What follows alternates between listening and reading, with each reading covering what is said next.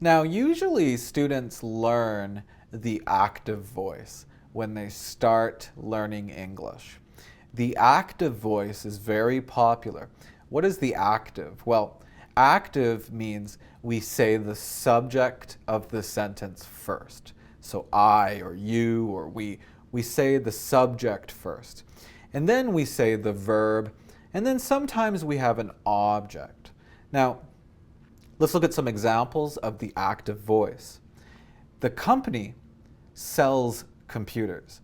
Subject, verb, object. The subject is the company, the verb is sells, and the object is computers. Another example, the man broke his umbrella, and the worker will close the store. Now, the passive voice means we say the object first. Let's look at some examples. Now, these are the same examples as the sentences before. Computers. Computers are sold. His umbrella was broken, and the store will be closed. Well, what happened to the subject? Well, we use the passive voice because, for one reason, the subject is not important. Example, the movie was released last week. Well, in this sentence, the movie company is the subject, and that's not important information. English is spoken all over the world. Well, who speaks English? People speak English. That's not important in this sentence. Sometimes we use the passive because we don't know the subject. Sometimes we don't know the subject. Example, my bicycle was stolen yesterday. Well, did you steal my bicycle? Who stole my bicycle? I don't know the subject.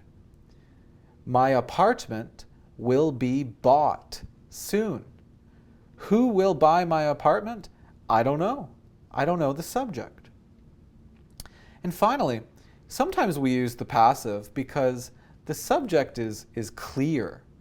It's maybe a little strange to say the subject because, of course, it's clear. Example, this building was built 100 years ago. Well, who built the building? Builders. Of course, builders.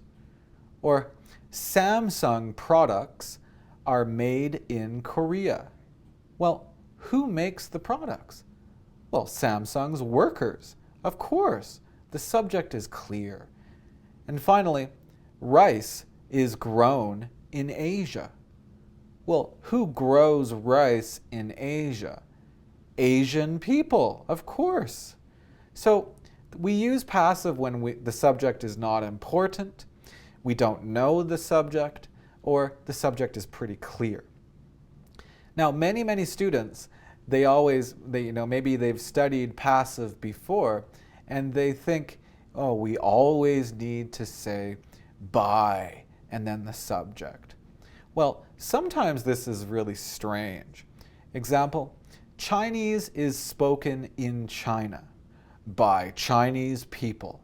Of course, by Chinese people. Don't say that. That's strange.